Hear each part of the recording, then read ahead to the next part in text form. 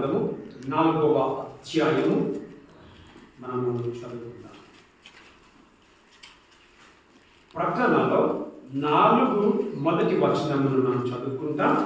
అదేవిధముగా మనము మొదటి తెస్సలోనిక 4:13 నుంచి 17 వచనాలు మనం ధ్యానం చేసుకుంటాం.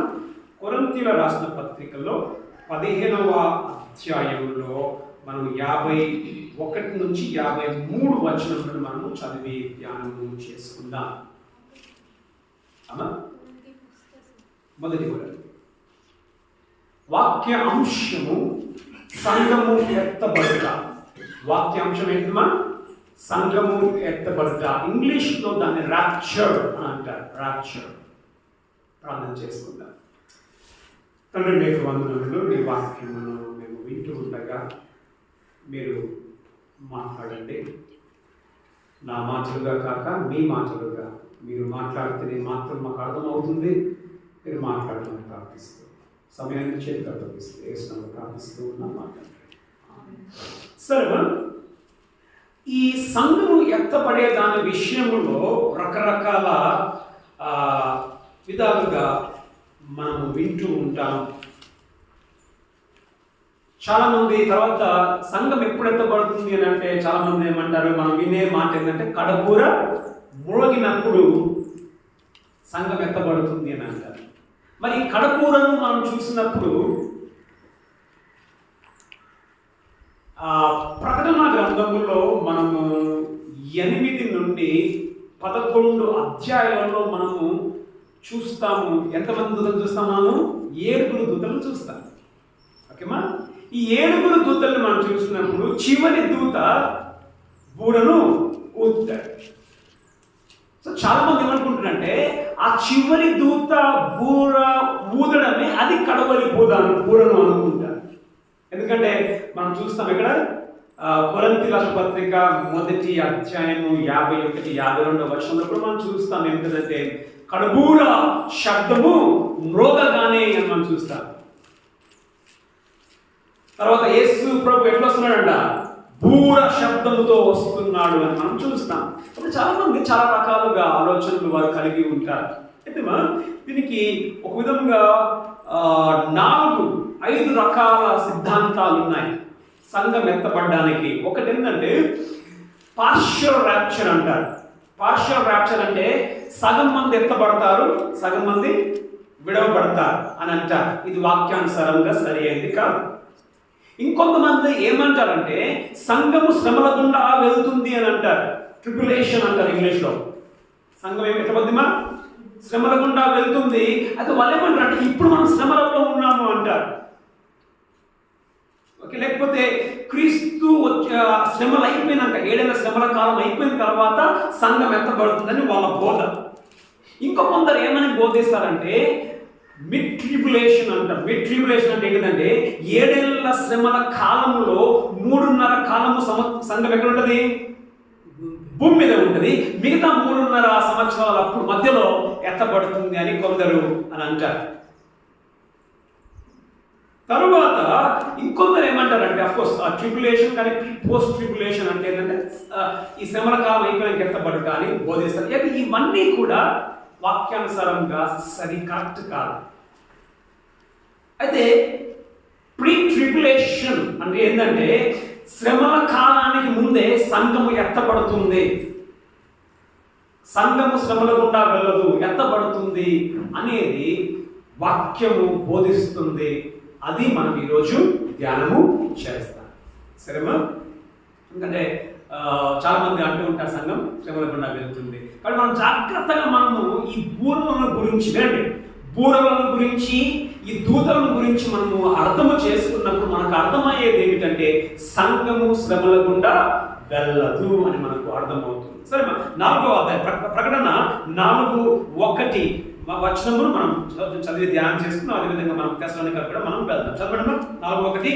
ఈ సంగతులు జరిగిన తర్వాత అంటే ఈ సంగతులు అని మనం చూసుకున్నప్పుడు మొదటి 2-3 అధ్యాయాలు.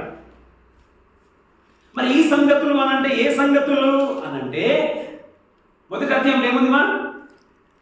మొదటి అధ్యాయంలో ఏముంది? యేసు ప్రభు యొక్క దర్శనమును చూశాడు ఎవరు? యోహాను. 2-3 అధ్యాయాల్లో ఏం చూశాడు? సంఘములను చూశాడు. ఈ సంగతులు జరిగిన తర్వాత మనం చూస్తూ ఉన్నాం. తర్వాత అదే 4:1 చివరి భాగం చదవండి. ఈ సంగతులు జరిగిన తర్వాత చదవండి. ఇక మీదట జరగవలసిన వాటిని నీకు కనపరచుదును. గమనించండి, ఈ సంగతులు జరిగిన తర్వాత ఇక మీదట జరగవలసిన సంగతులు అనంటే ఈ ప్రకటన గ్రంథాన్ని మనం 3 రకాలుగా మనము భాగాలను చేయొచ్చు. ఈ సంగతులు జరిగిన తర్వాత ఇక జరగబోటివి 3 భాగాలను మనం చేయొచ్చు అని అంటే దానికి ఎక్కడంటే ప్రకటన 1:19 చదవండి. ప్రకటన 1:19 కాగా నీవు చూచిన వాటిని గమనించండి. నీకు 3 భాగాలు కనిపిస్తాయి కదా. నీవు చూచిన వాటిని అంటే ప్రకటన 1:19 వరకు ఏమి చూశాడు యోహాను అని అంటే యేసుని చూశాడు. యేసుని, మహిమలో ఉన్న యేసుని చూశాడు. మీకు అందరూ తెలుసు కదా, ఆయన కళ్ళు, ఆయన కాళ్ళు, ఆయన చేతులు, ఆయన తల, ఆయన మహిమలో యేసుని చూశాడు. నీవు చూచిన వాటిని ఉన్న వాటిని గమనించండి. ఉన్న వాటిని అని అంటే 2-3 అధ్యాయాలలో ఉంది. అది 2వ భాగం. ఉన్న వాటిని ఏంటిమా? సంఘం. చదవండి. వీటి వెంట కలగబోవుడు వాటిని అని అంటే 4వ అధ్యాయం నుండి 22వ అధ్యాయం వరకు. వీటి వెంట అంటే ఏంటిది? సంఘము తర్వాత కలగబోవు వాటిని గూర్చి 3 భాగాలు. మొదటి భాగం ఏంటిదిమా? క్రీస్తు చూచిన వాటిని ఏంటిది? యేసుని చూశాడు, మహిమలో ఉన్న యేసుని. రెండవది ఉన్న వాటిని, అదేంటిది? సంఘాలు. 2-3 అధ్యాయాలు. తర్వాత సంఘము తర్వాత జరగబోవు వాటిని అని మనం చూస్తూ ఉన్నాం. అది ఎక్కడి నుంచి? 4వ అధ్యాయం నుండి 22వ అధ్యాయం వరకు 3 భాగాలు మనం చూడొచ్చు ప్రకటన గ్రంథమును. ఇక చదవండి, కంటిన్యూ చేయండి. ప్రకటన గ్రంథం 1వ అధ్యాయము చూచుండగా అదిగో పరలోకమందు ఒక తలుపు తెరవబడి ఉండెను. పరలోకమందు తలుపు తెరవబడ్డది. మనం చూస్తే యోహాను సువార్త 10:9లో యేసు ప్రభు అంటాడు, నేనే ద్వారమును అని అంటాడు. నేనే తలుపు. పరలోకంలో ఒక ద్వారం తెరవబడి ఉంది. మరి పరలోకానికి ద్వారం ఎవరుమా? పరలోకానికి ద్వారం దేవుడు కాదు, యేసు ప్రభు. దేవుడు అంటే ఎవరన్నా అనుకోవచ్చు. పరలోకానికి ద్వారం యేసు ప్రభు. ఒక ద్వారం తెరవబడి ఉండను. తర్వాత చదవండి. ఒక ద్వారం తెరవబడి ఉండను. మరియు నేను మొదట వినిన స్వరము భూరధ్వని వలె నాతో మాట్లాడుట వింటిని. మొదట వినిన స్వరము. ఆ మొదట ఎక్కడ విన్నాడు? ప్రకటన గ్రంథము 1:10 చదవండి. ప్రకటన 1:10 మొదట వినిన స్వరము. ప్రభు దినమందు ఆత్మవశుడనై ఉండగా భూరధ్వని వంటి గొప్ప స్వరము నీవు చూచుచున్నది. 1:10లో యేసు ప్రభు స్వరం విన్నాడు. ఆ స్వరం ఎట్లుందిమా?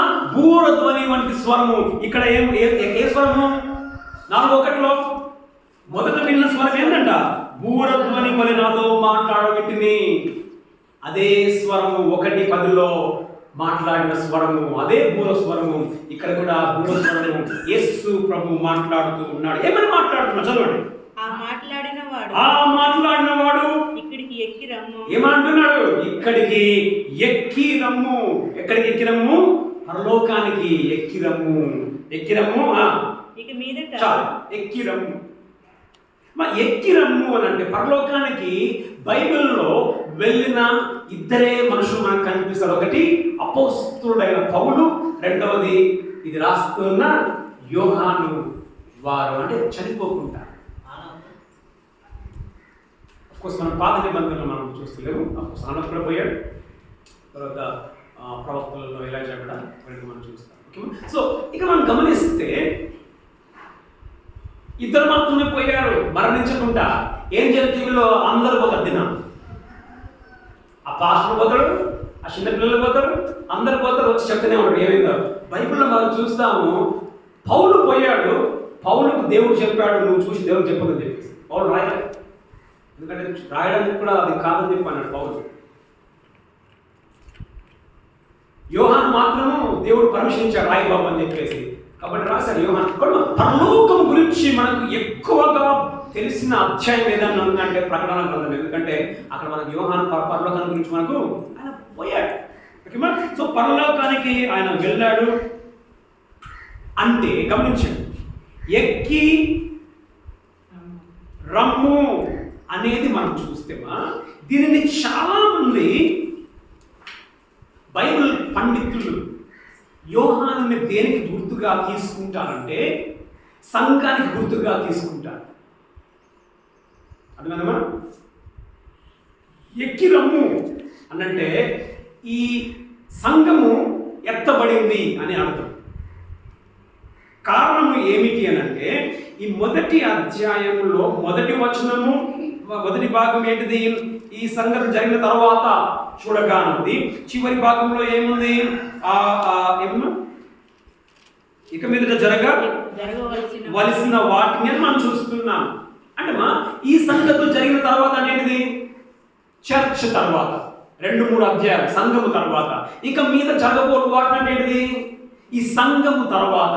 అంటే గమనిస్తే సంఘము అనే పదము 2-3 అధ్యాయాలలో 19 నుంచి 20 సార్లు రాయబడి ఉంది. అయిపోయినాక అడుగుతున్నాను, పెన్ను పట్టుకున్నాను రాస్తలేదు. పెన్ను అయిపోయింది.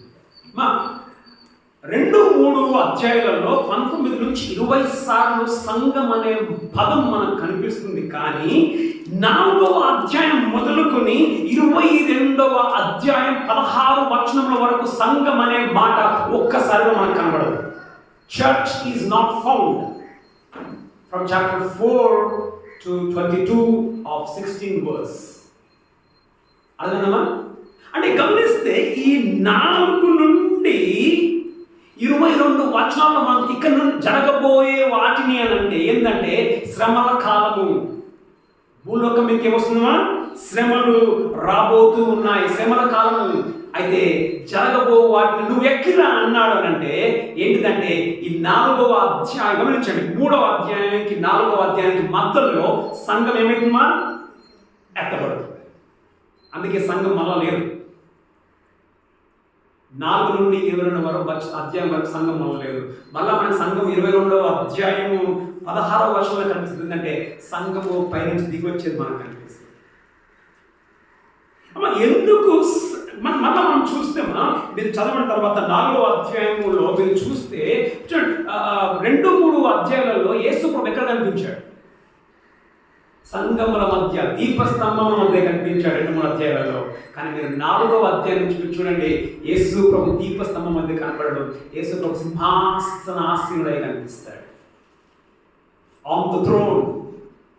4వ అధ్యాయంలో 4వ అధ్యాయం దాదాపు 11 సార్లు ఉంటుంది అనుకుంటా ఆయన సింహాసనం మీద కూర్చున్నాడు అన్నట్టుగా.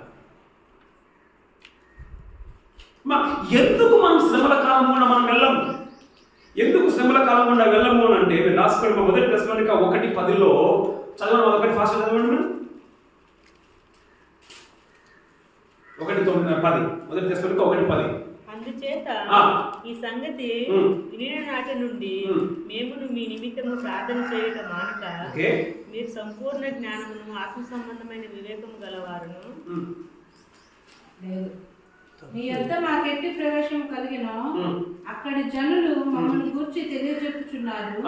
మరియు మీరు విగ్రహములను విడిచిపెట్టి జీవము గలవాడును సత్యవంతుడు దేవునికి దాసులగుటకును దేవుడు మృతుల్లో నుండి లేపిన యేసు అనగా రాబో ఉగ్రత నుండి మనల్ని తప్పించుచున్న రాబో ఉగ్రత. అదే ఉగ్రతమా? భూలోకం మీదకి శ్రమ. తర్వాత 5:9 ఫాస్ట్ చూడండి. అది దాంట్లో 5:9. ఎందుకనగా మన ప్రభు అయిన యేసు క్రీస్తు ద్వారా రక్షణ పొందుటకే దేవుడు మనలను నియమించను గాని రక్షణ పొందడానికి మాత్రమే దేవుడు నియమించాడు, కానీ ఉగ్రత పాలవుటకు నియమించలేదు. ఇంకా రాసుకోండి, మనం చదవం వాటిని. 2 కొరింథీ 1:10, 2 పేతురు 2:9, ప్రకటన 3:10 చదవండి. ప్రకటన 3:10 చదవండి. ఎవరైనా ఒకరు ఆదికాండము 9:22 చూసుకునేవారు. ప్రకటన 3:10 వచ్చినాడు. నీవు ఆ. నీ ఓర్పు విషయమైన వాక్యమును గైకొంటివి గనుక ఆ. భూనివాసులను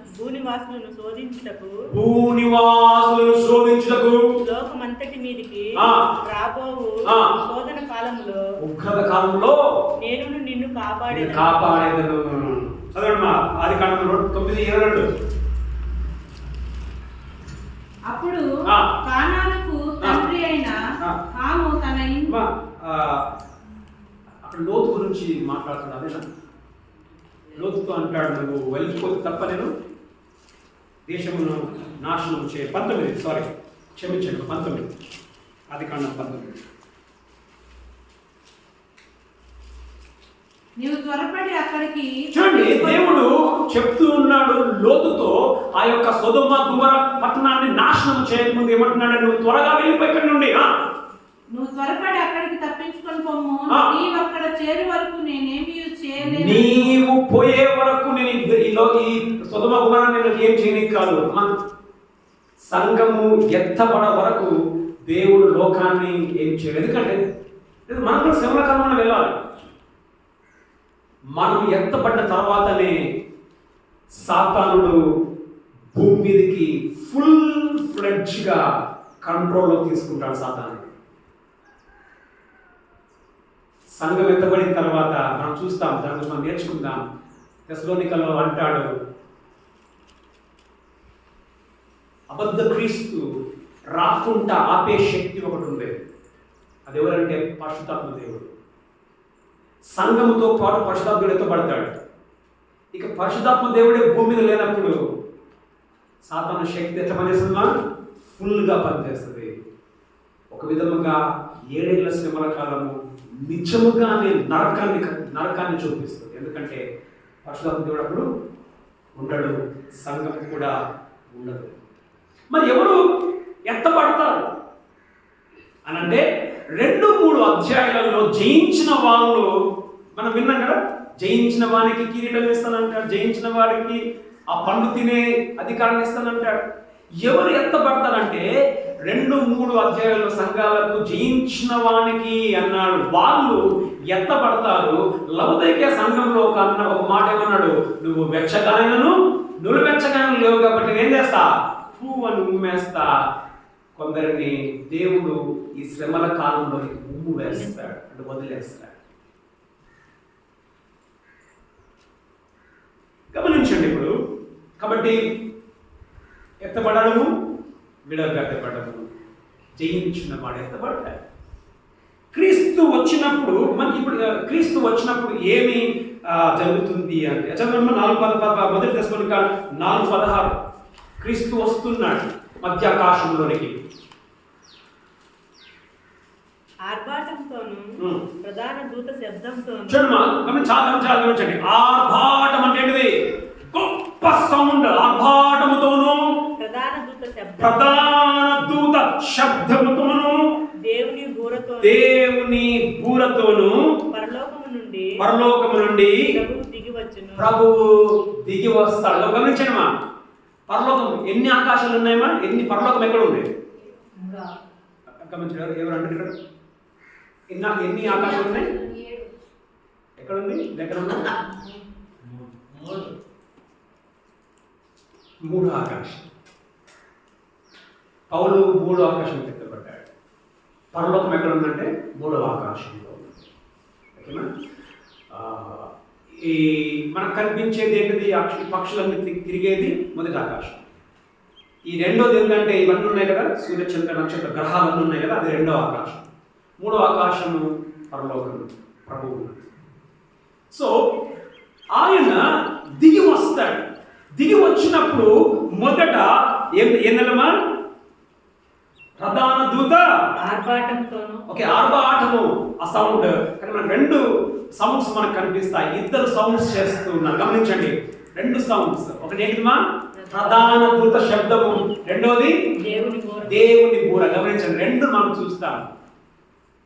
గమనించండి, ప్రకటన గ్రంథంలో ఊదుతున్న ఆ దూత, తెస్సలోనికలో సంఘము ఎత్తబడ్డానికి ఊదుతున్న దూత, బురవుతున్న దూత, వీళ్ళిద్దరు ఒకటే కాదు. అర్థమైందా? వీళ్ళిద్దరు ఒకటే కాదు. ఎందుకు ఒకటే కాదు? మీరు చాలా మంది ఏమంటారంటే ఏమంటారు మనం కడబూర మ్రోగగానే మృతులు కడబూర అంటే ఏంటిది? 7వ బూర అనుకుంటాం మనం. కడబూర అంటే 7వ బూర అనుకుంటాం. కానీ గమనించండి తెసలోనిక 3 గమనించండి 3 బైబిల్లో ప్యాసేజెస్ సంఘం ఎత్తబడ్డాల నుంచి మాట్లాడుతుంది. 3 ఏంటిదంటే ప్రకటన గ్రంథము 4వ అధ్యాయం 1వ వచనము, 1 తెసలోనిక 4:16 నుంచి 19 వరకు, తర్వాత 1 కొరింథీ 15వ అధ్యాయము 51 నుంచి 53 వచనాలు మనం చూస్తే ఈ 3 సంఘం ఎత్తబడ్డాన్ని గురించి మాట్లాడుతుంది. ప్రకటనలో అది ఆ విధంగా లేదు. అది మనం చూద్దాం. గమనించండి. మొదట ఎందుకు తెసలోనికలో ఈ దూత ప్రకటనలో ఉన్న దూతలు ఒకటే కాదు అని అంటే 4:16లో ఈ దూత ఎవరు? ఏమనుంది? ప్రధాన దూత. చాలా గమనించమ్మా. ఎందుకమ్మా? ప్రధాన దూత. ప్రకటనలో దూతలు బూరలు ఊపుతారు కదా, ఆ దూతలు ఎవరు అంటే ప్రకటన 8:6 చదవండి. ఆ దూతలు ఎవరో చూద్దాం. అంతటా 7 బూరలు పట్టుకొని ఉన్న ఆ 7 దూతలు 7 దూతలు, కానీ ప్రధాన అని పేరు లేదు అక్కడ. చాలా అర్థమైందా? ప్రకటన ఏ దూత? ప్రధాన దూత. కానీ ప్రకటనలో బూరలు ఊదుతున్న దూతలు సాధారణమైన దూతలు. కాబట్టి ఇక్కడ దూతకి అక్కడ దూతకి పోలిక లేదు. మొదటిదిగా. రెండవదిగా మనం చూస్తే ఇక్కడ 1 తెసలోనిక 4:16లో మనం చూస్తే ఒకే దూత, కానీ ప్రకటనలో 7 బూరలు ఊదుతున్నది ఒకే దూత కాదు, 7 దూతలు. చదవండి 8:6. అంతటా 7 బూరలు పట్టుకొని ఉన్న ఆ 7 దూతలు. కాబట్టి ఇక్కడ ఎన్ని దూతలు? ఒకే దూత. అక్కడ 7. కాబట్టి వాళ్ళకి వీళ్ళకి పొంతన లేనట్టుగా మనం చూస్తాము. రాసుకోవడంలో మీరు 7 దూతలు 7 బూరలు ఊదుతున్న రెఫరెన్స్. 8:7లో మొదటి బూర, 8:8లో రెండవ బూర, 8:10లో మూడవ బూర, 8:12లో 4వ బూర, 9:1లో 5, 9:13లో 6, తర్వాత 11:15లో 7వ బూర. అంజు రాసుకున్నామా? ఒకటే పేరు ఉంది బాబు. అడగదాం నా పేరు ఈయనా? ఓకే. ఇప్పుడు మనం దూతలు ఒకరే కాదని మనం నేర్చుకున్నాం. రెండవది మనం గమనిస్తే అక్కడ బూరలు మనం చూస్తాం. బూరలు 2 బూరలు ఏంటిదమ్మా? ప్రధాన దూత శబ్దము, తర్వాత దేవుని బూర. గమనించండి. అర్థమవుతుందా? అమ్మా దూతల్ని మనం చూసాం. ఈ దూత ఆ దూతలు ఒకటే కాదు. ఇప్పుడు బూరలను చూద్దాం. ఈ బూర ఏ బూర? మనకి బూరలు కూడా 3 దగ్గర కనిపిస్తాయి. 3 బూరలు ఇక్కడ ఈ సంఘం ఎత్తబడ్డానికి ప్రకటన 4:1లో బూర వంటి శబ్దం వినిపించింది. తర్వాత తెసలోనిక ఉంది కదా, తెసలోనిక 4:16లో దేవుని బూరను మనం చూస్తాం. తర్వాత ఏది మనం 1 కొరింథీ చూడమా? 1 కొరింథీలో మనం బూర చూస్తాం. 1 కొరింథీ 15లో 52 చూడండి.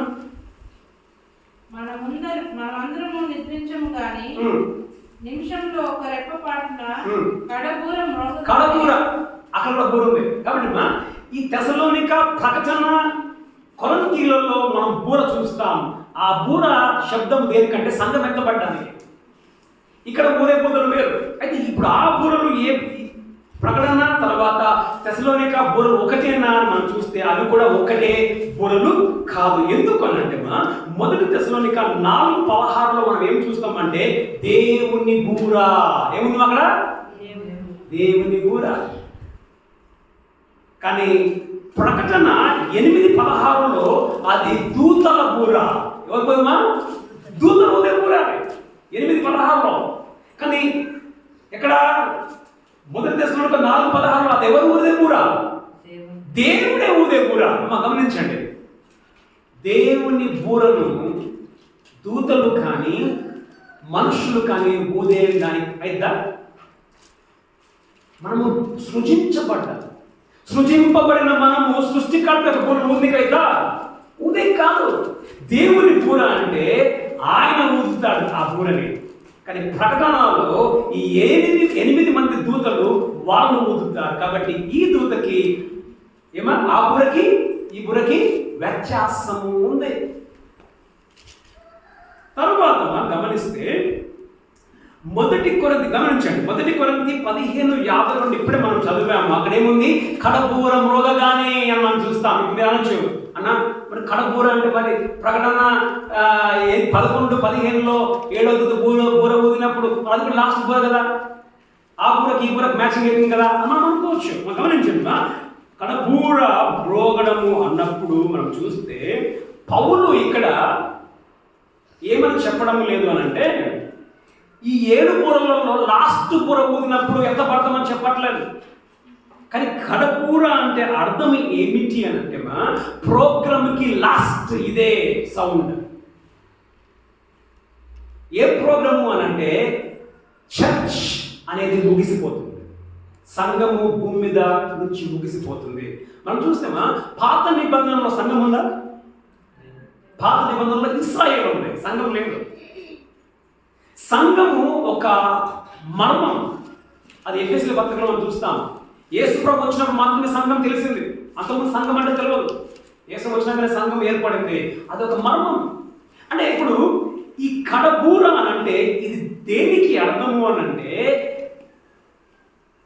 7 బూరలలో లాస్ట్ బూర అని కాదు, కానీ ప్రోగ్రాంకి ఇదే చివరి శబ్దము. ఏం ప్రోగ్రాం అది? చర్చ్ అనేది ముగిసిపోతుంది, సంఘం అనేది ఇంకా భూమి మీద ఉండదు అనడానికి అది ఒకటి. తర్వాత లాస్ట్ బూర మనం చూస్తాం ఎక్కడ?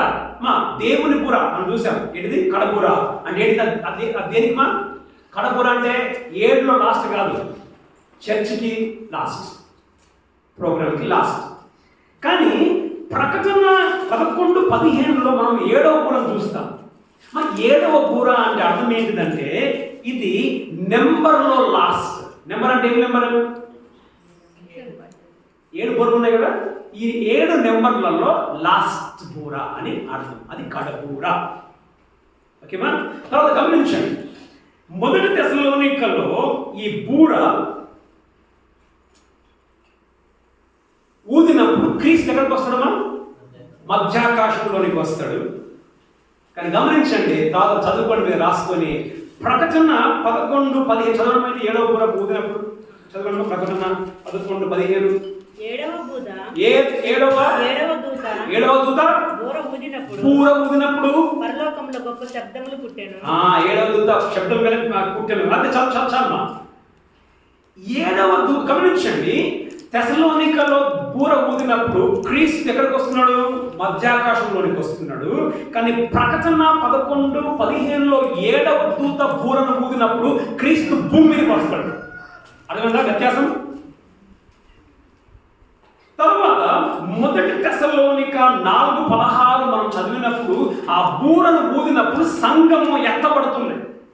గమనించండి, సంఘం కాదు, మృతులైన వారు లేచి ఎక్కడికి పోతారమ్మా? లేస్తారు ఆ బూర ఊదినప్పుడు. ఊదిన ఓకే ముందు ఓకేమా? తర్వాత అంటే బూర ఊదగానే వాళ్ళు లేస్తారు. జాగ్రత్త, బూర ఊదినప్పుడు ఏమవుతుందమ్మా?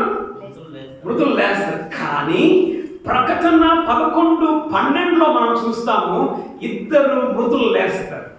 ఎక్కడ? ప్రకటన 11:12. ఈ మృతులు లేచిన తర్వాత బూర ఊదడం జరుగుతుంది 11:15లో. అర్థమైందా? మధ్యకాలంకి వచ్చే బూర ఎప్పుడు? ఆ బూర మోగినప్పుడు లేస్తారు. కానీ ప్రకటనలో లేచిన తర్వాత బూర ఊదపడుతుంది. కాబట్టి ఆ బూర ఈ బూర ఒకటే కాదు. తర్వాత 1 తెస్సలోనికలో ఉన్న ఈ బూర విశ్వాసులకు ఆశీర్వాదం తీసుకొని వస్తుంది. కానీ ప్రకటనలో ఉన్న బూరలు లోకం మీదకి దేవుని తీర్పుని తీసుకొని వస్తాయి. తర్వాత 1 తెస్సలోనికలో మనం చూస్తే బూరను ఊదినప్పుడు భూకంపం రాలా, విన్నారా? కానీ 7వ బూర ఊదక ముందే పెద్ద భూకంపం వస్తుంది. ప్రకటన 11:11 చదవండి. ప్రకటన 11:11. ఆ గడియలోనే గొప్ప భూకంపం కలిగినందున ఆ పట్టణంలో చూడండి మా భూకంపం చూడండి 11:13 భూకంపం వచ్చింది. 11:15 7వ బూర ఊదబడింది. కాబట్టి ఏంటిమా ఆ బూర ఈ బూర ఒకటే కాదు. చివరిదిగా మనం చూస్తే మొదటి కొరింథీ 15:52 ప్రకారము దేవుని ఉగ్రతకు ముందు బూర ఊదబడింది. కానీ ప్రకటన 11:15 లాస్ట్ బూర దేవుని ఉగ్రత భూమి మీద అయిపోయినాక ఊదబడింది. అయిపోయిన తర్వాత సరే ఇక మనం రెండు చూసుకున్నాం. ఏంటిది? ఆ దూతలు ఈ దూతలు వేరు, తర్వాత ఆ బూరలు ఈ బూరలు కూడా వేరు అని మనము చూసుకున్నాం. గమనించండి. ఇప్పుడు ఇంకొకటి ప్రాముఖ్యమైన సంగతి ఏమిటంటే 3 సందర్భములలో బూరలు ఊదబడతాయి. 3 సందర్భాలలో. మొదటి సందర్భం ఏంటంటే సంఘము ఎత్తబడేటప్పుడు బూరలు ఊదబడతాయి. అది ప్రకటన 4:1, మొదటి కొరింథీ 15:52, తర్వాత మొదటి తెస్సలోనిక 4:16. అది సంఘం ఎత్తబడటానికి, దాన్ని రాప్చర్ అంటారు. ప్రకటన 4:1, మొదటి కొరింథీ 15:52, మొదటి తెస్సలోనిక 4:16. ఇది ఏమి బూర? దేవుని బూర అనేది దేవుని బూర, దేవుని బూర కదా. రెండవ స్టేజ్ మళ్ళా ఎప్పుడు బూరలు ఊదబడతాయంటే ప్రకటన 8-11 అధ్యాయాలలో 7 బూరలు మనం చూస్తాం. అది ఎప్పుడంటే శ్రమల కాలంలో ఊదబడతాయి. ఓకేమా? ఇది రెండవ స్టేజ్. చివరి బూర మనం అనుకుంటాం. చివరి బూర అంటే ఏంటిది? 7వ బూర అనుకుంటాం. కానీ చివరి బూర అది కాదు. చివరి బూర ఎప్పుడంటే ఇది చదవండి మా మత్తయి 4:31. ఇది ఎప్పుడంటే మహాశ్రమల కాలం ముగిసిన తర్వాత బూర. ఇది లాస్ట్ బూర. మాథ్యూ 24:31 లేదా మత్తయి 24:31 లేదా మత్తయి 24:31. మరియు ఆయన గొప్ప బూరతో తన దూతలను పంపును. గొప్ప బూరతో తన దూతలను పంపును. వారు ఆకాశం యొక్క ఈ చివరి నుండి ఆ చివరి వరకు నలుదిక్కుల నుండి ఆయన ఏర్పరచుకుని వారిని పోగు చేతురు. అది అమ్మా చివరి బూర. ఏదిమా? ఇది చివరి బూర. అది కాదు శైలా. ఏది చివరి బూర కాదమ్మా? ప్రకటనలో 7వ బూర ఊదే చివరి బూర కాదు. ఇది చివరి బూర. ఏది? మత్తయి 24:31లో ఇది చివరి బూర. ఇది ఎప్పుడంటే మహాశ్రమల కాలము ముగిసిన తర్వాత దేవుడు దూతల్ని పంపించి అందరినీ పోగు చేస్తాడు. ఇది చివరి బూర.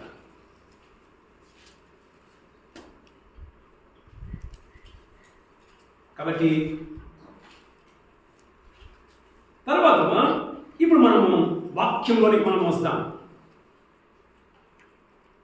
మొదటి తెస్సలోనిక 4:14. మొదట ప్రత్యక్షత. నేను ముగించేసి మన వాక్యంలోకి వచ్చాం. మనము మొదట క్రీస్తు ప్రత్యక్షమవుతాడు. 4:14 యేసు మృతి పొంది తిరిగి లేచినని మనము నమ్మిన ఎడల, యేసు చనిపోయి లేచినని మనము నమ్మిన ఎడల, అదే ప్రకారము యేసునందు నిద్రించిన వారిని దేవుడు ఆయనతో కూడా వెంట పెట్టుకొని వచ్చు. దేవుడు యేసునందు చనిపోయిన వారిని తీసుకొని వస్తాడంటే ఎవరు వస్తున్నారమ్మా? యేసు వస్తున్నాడు. అంటే ప్రత్యక్షత. యేసు ప్రత్యక్షత. యేసు మనకు కనబడబోతూ ఉన్నాడు. ఆయన రాబోతూ ఉన్నాడు. ఆయన ప్రత్యక్షత. తర్వాత వెంట పెట్టుకొని వచ్చునని చూస్తున్నాం కదా. వచ్చునంటే ఏంటిది? ఆయన రాబోతూ ఉన్నాడు. మొదట ఆయన ప్రత్యక్షం కాబోతూ ఉన్నాడు. రెండోది ఆయన రాబోతూ ఉన్నాడు. చదవండి. వచ్చును తర్వాత దిగి వచ్చును ఉంది కదా. వచ్చును అందులోనే 16వ వచనం చదవండి. 16వ వచనం. ఆర్భాటంతోను ప్రధాన దూతతోను దేవుని బూరతోను పరలోకము నుండి ప్రభువు దిగి వచ్చును. చూడండి, వచ్చును దిగి వచ్చును అంటే ఏంటిమా? ఆయన రాబోతూ ఉన్నాడు. ఎక్కడికిమా? అంతే. అచ్చా, దిగి వచ్చును. ఎవరితో వస్తున్నాడంట యేసు ప్రభు? దూతలు కాదు. యేసుని నమ్మి చనిపోయిన వారిని తీసుకొని ఆయన వస్తూ ఉన్నాడు. చదువు 14 వచనం విద్దాం. చదువు 14 చూడదా 4:14.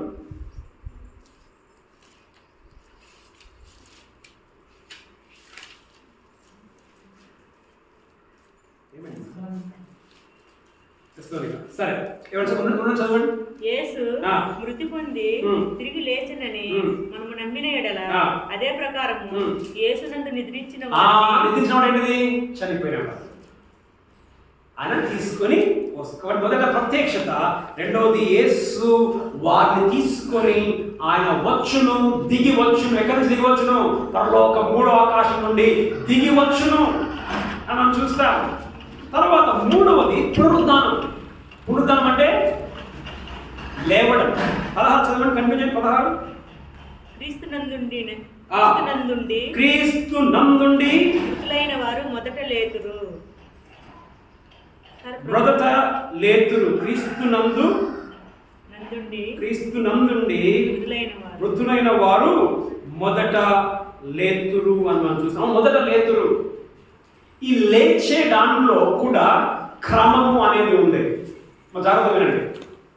క్రీస్తును చనిపోయి నమ్మిన వారు మొదట లేస్తారంట. ఈ లేచే దానిలో కూడా ఒక ఆర్డర్ మనం చూస్తాం, ఒక క్రమాన్ని మనము చూస్తాం. చదవండి. మొదట ఎవరు లేస్తారు? క్రీస్తును నమ్మి చనిపోయిన వారు మొదట లేస్తారు. చదవండి. చదవండి, అక్కడి నుంచి. ఆ మీదట సజీవులమై నిలిచియుండు మనము వారితో కూడా ఏకంగా ప్రభువును ఎదుర్కొనుటకు. సరే, మనం లేస్తాం. సరే, దానికంటే ముందు ఎప్పుడు లేస్తాము అని మనం చూస్తేమా, బూర ఊదబడినప్పుడు. ఎన్నో వచనము? 16. ఆర్భాటముతోను ప్రధాన దూత శబ్దముతోను దేవుని బోధతోను పరలోకం నుండి ప్రభు దిగి వచ్చును. ఎప్పుడు లేస్తారంటే 2 బూరలు ఊదబడతాయి. ఏంటిమా? ప్రధాన దూత శబ్దము, తర్వాత దేవుని బూర. ఈ 2 ఊదబడినప్పుడు మృతులైన వారు మొదట లేస్తారు, బ్రతికున్న మనము వాళ్ళతో పాటు మనము ఎత్తబడతాం. గమనించండి. ఇప్పుడు ఈ ప్రధాన దూత ఎవరు అని మనం చూస్తే యూదా 9లో మీరు రాసుకోండి, అది మిఖాయేల్ అని మనం చూస్తాం. ప్రజల దూరమా మిఖాయేల్. తర్వాత దానియేలు 10వ అధ్యాయం 13వ వచనంలో చూస్తే చదవండి. దానిలో 10-13. 10-13. దానిలో 10-13. పారసీకుల రాజ్యాధిపతి 21 దినములు నన్ను ఎదిరించెను. ఇంకా పారసీకుల రాజుల సమ్ముఖమున నేను నిలుస్తుండగా ప్రధానాధిపతులతో మిఖాయేలను ఒకడు చాలా అంటే ఇది ప్రధానమైన దూతలు ఇంకొందరు ఉన్నారు. అర్థమైందా? సో ఈ ప్రధానమైన దూత ఎవరు అని అంటే మిఖాయేలు. యూదా పత్రిక 9 మనం చూస్తాం. ప్రధానమైన దూతలు కొందరు ఉన్నారు. మనం చూసిన దూతలు ఎక్కడ? ప్రకటన 8 అధ్యాయం నుంచి 11వ అధ్యాయంలో చూసిన దూతలు ఎవరమ్మా? ఎవరమ్మా? ఆర్డినరీ దూతలు. వాళ్ళు ప్రధానులు కాదు, ఆర్కేంజల్ అంటారు ఇంగ్లీష్లో. కానీ ప్రధాన దూత అయితే ఈ ప్రధాన దూత శబ్దం మనం చూస్తున్నాం కదా. మీరు దానియేలు 12:1 నుంచి 3 చదువుకోండి. అక్కడ 3వ వచనంలో ఇశ్రాయేలీయులు పాత నిబంధన కాలంలో ప్రభువుని నమ్మి చనిపోయిన వారు లేస్తారు. ఎప్పుడు లేస్తారనంటే మొదటి వచనంలో అక్కడ మిఖాయేలు శబ్దం విన్నప్పుడు. చదవండి 12:1. ఆ కాలమందు నీ జనుల పక్షమున నిల్చున్నట్టు మహా అధిపతియగు మిఖాయేలు వచ్చును. మిఖాయేలు వస్తాడు. చూడండి, మిఖాయేలు వస్తాడు. 3వ వచనం. బుద్ధిమంతులైతే ఆకాశ మండలంలోని జ్యోతులను పోలిన వారే ప్రకాశించెదరు.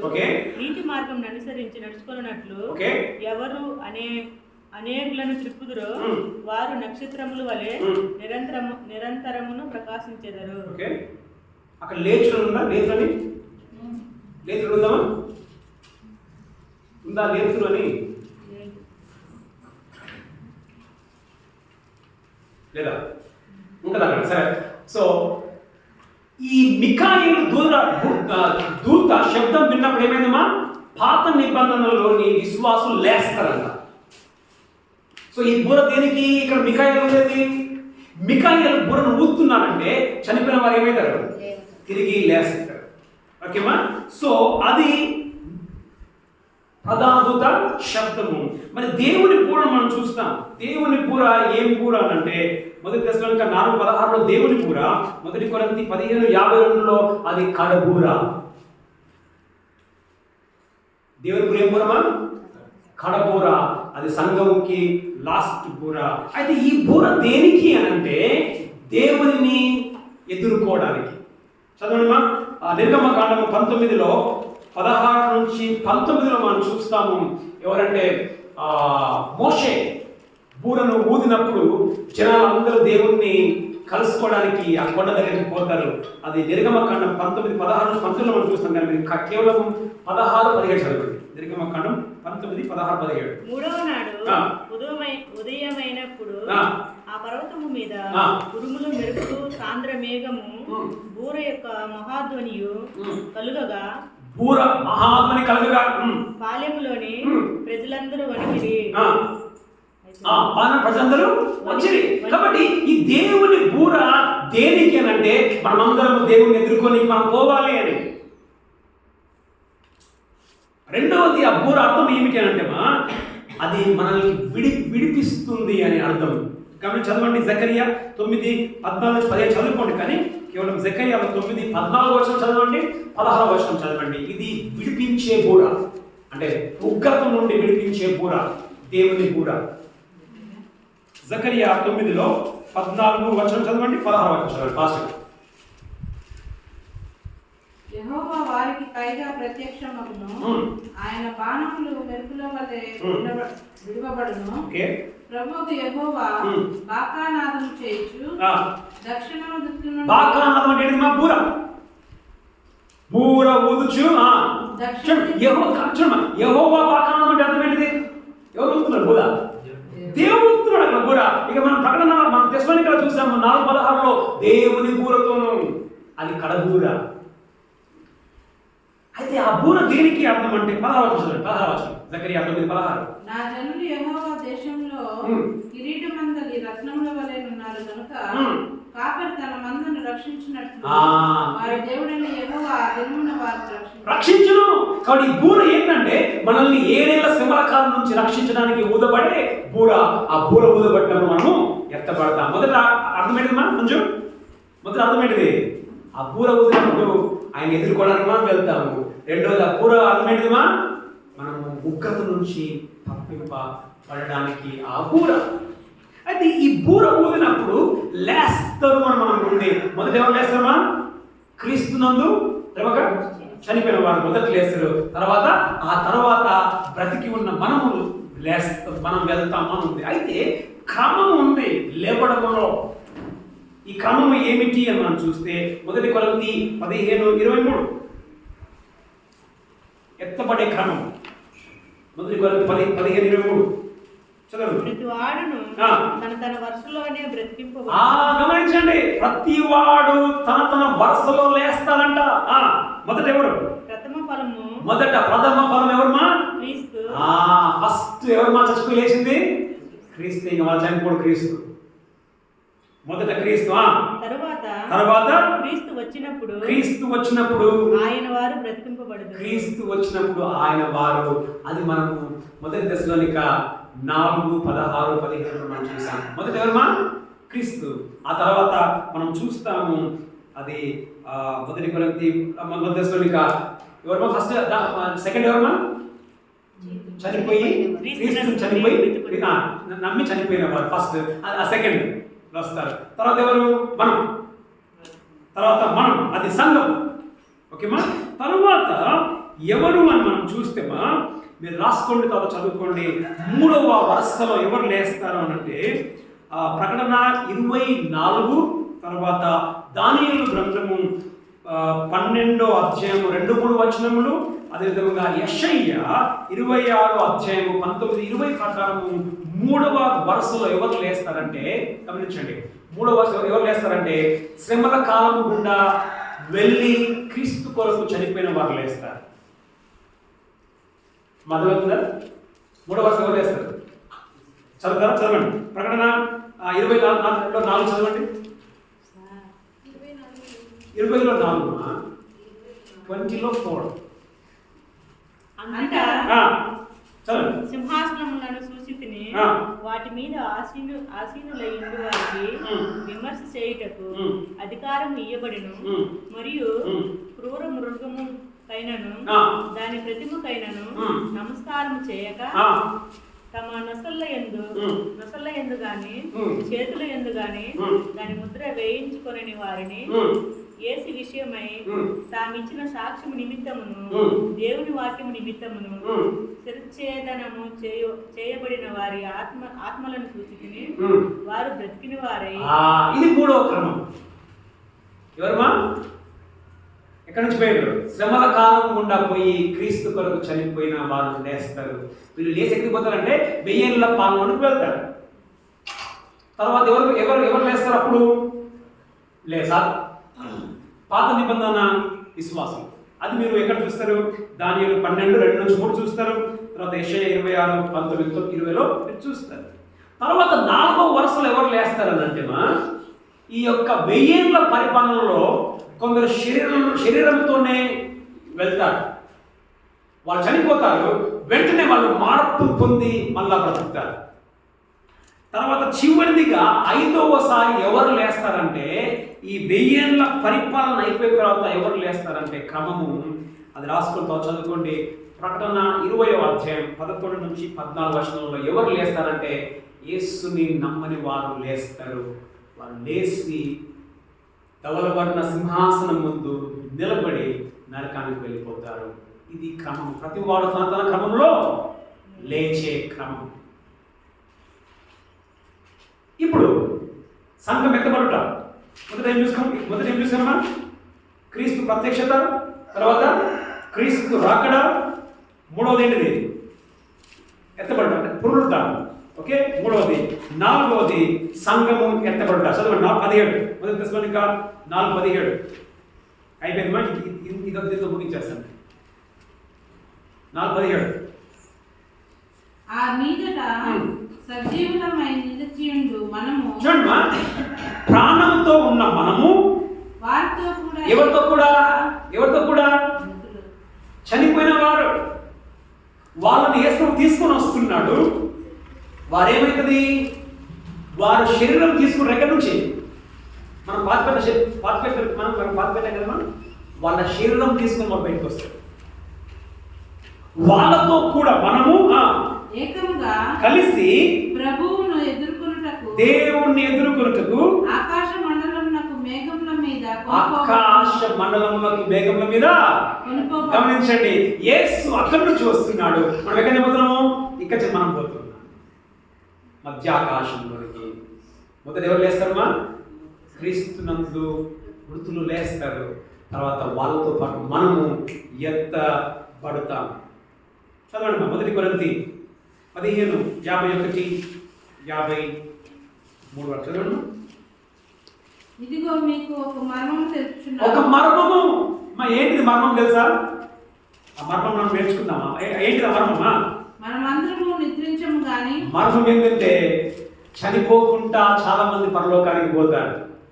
మనమందరము నిద్రించము గాని నిమిషంలో ఒక్క రెప్పపాటున కడబూర మ్రోగగానే మనమందరము మార్పు పొందుతాం. ఏంటిది మర్మము? అంటే కొన్ని కోట్ల మంది చావును చూడకుండానే మధ్యాకాశంలోకి వెళ్ళిపోతారు. అది మర్మం.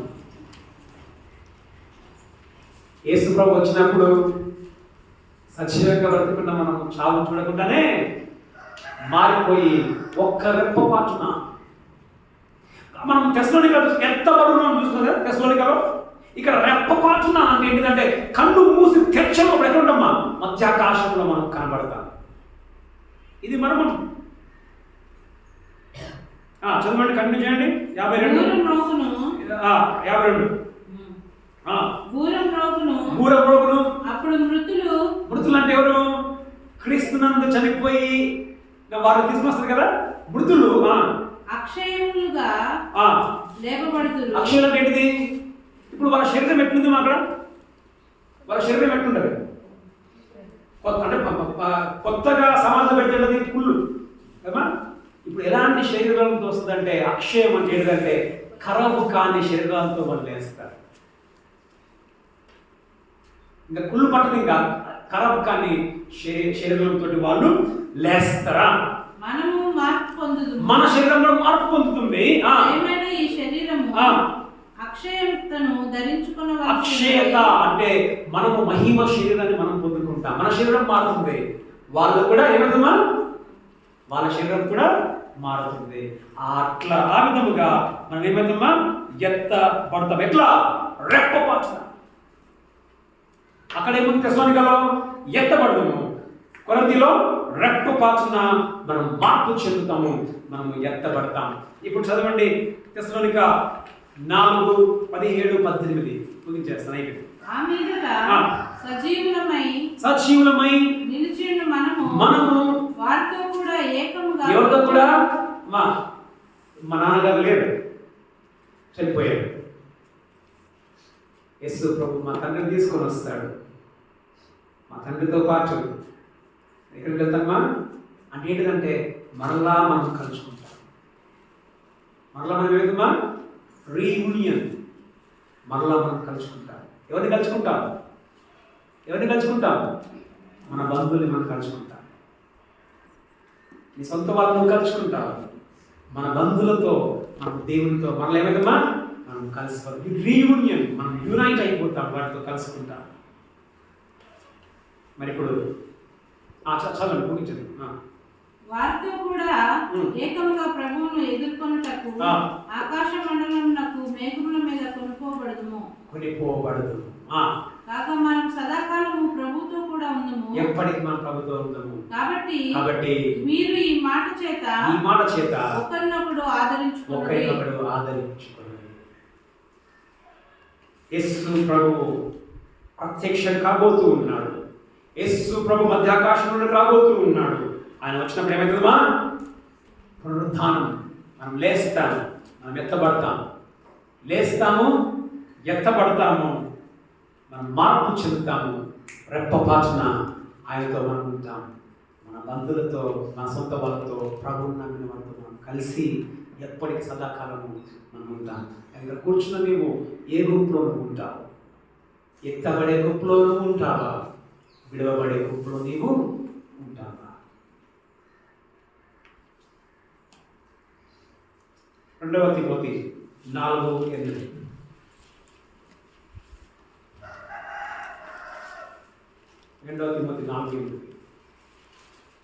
ఇక మీదట నా కొరకు నీతి కిరీటం ఉంచబడి ఉన్నది. ఆ దినమందు నీతి గల న్యాయాధిపతి అయిన ప్రభువు అది నాకు మాత్రమే కాకుండా తన ప్రత్యక్షతను అపేక్షించు వారికి అందరికంటే ఆయన రాకడ కొరకు సిద్ధముగా ఉన్న వారందరికీ ఇక్కడ కూర్చున్న నీవు యేసు రాకడ కొరకు సిద్ధంగా ఉన్నావా? కానీ నాకు తెలుస్తూ అనేకసార్లు కనిపిస్తుంది మనం సిద్ధంగా లేమనిపిస్తుంది. మనం సిద్ధంగా ఉంటే ఆధార్ కూడా ఇట్లా కూర్చుంటావు. నాకు అర్థం కాదు. నువ్వు సిద్ధంగా లేవు కాబట్టే ఎప్పుడు వస్తాడులే. సిద్ధంగా మనం ఉండాలి. ఒకటి మాత్రం చెప్పి ముగిస్తాను. ఇప్పుడు అనుకుందాను, ఒక బాక్స్ ఉంది, ఒక బాక్స్. అందులో చిన్న గుండు సూదులు ఉన్నాయి అనుకోండి. గుండు సూదులు ఉన్నాయి, అదేవిధంగా చిన్న ఇది చెక్క ముక్కలు ఉన్నాయి అనుకుందాం. ఏమో చెత్త ఉంది, వేరు. ఇప్పుడు నీకు గుండు సూదులు కావాలా? టక్కలు ఎత్తుకుందాం అంటే ఏం చేస్తావు? ఏమా వెరీ గుడ్. మరి ఏం చెప్పమ్మా? Super magnet. ఒక అయస్కాంతం నువ్వు తీసుకొని నువ్వు వేరే పని లేదు, ఇట్లా పెడితే టక్కన అనుకుంటే. అదేవిధంగా యేసు ప్రభు వచ్చినప్పుడు కూడా ఆయన వలె ఉన్న మనము టక్కన ఎత్తబడతాం. ఒకవేళ నువ్వు కట్టెపుల్లలాగుంటే, చెత్తలాగుంటే ఉండిపోతారు. ఇప్పుడు కొన్ని పిండిసులు ఉంటాయి, గుండు సూదులు. అవి ఎత్తబడవు. ఎందుకు? తుప్పు పడిపోతాయి వాటికి. తుప్పు పట్టిపోతే దానికి శక్తి ఉండదు ఉండిపోదు. అయితే నువ్వు ఎత్తబడే గుంపులోనే ఉన్నావా, విడబడే గుంపులోనే ఉన్నావా? కలవసు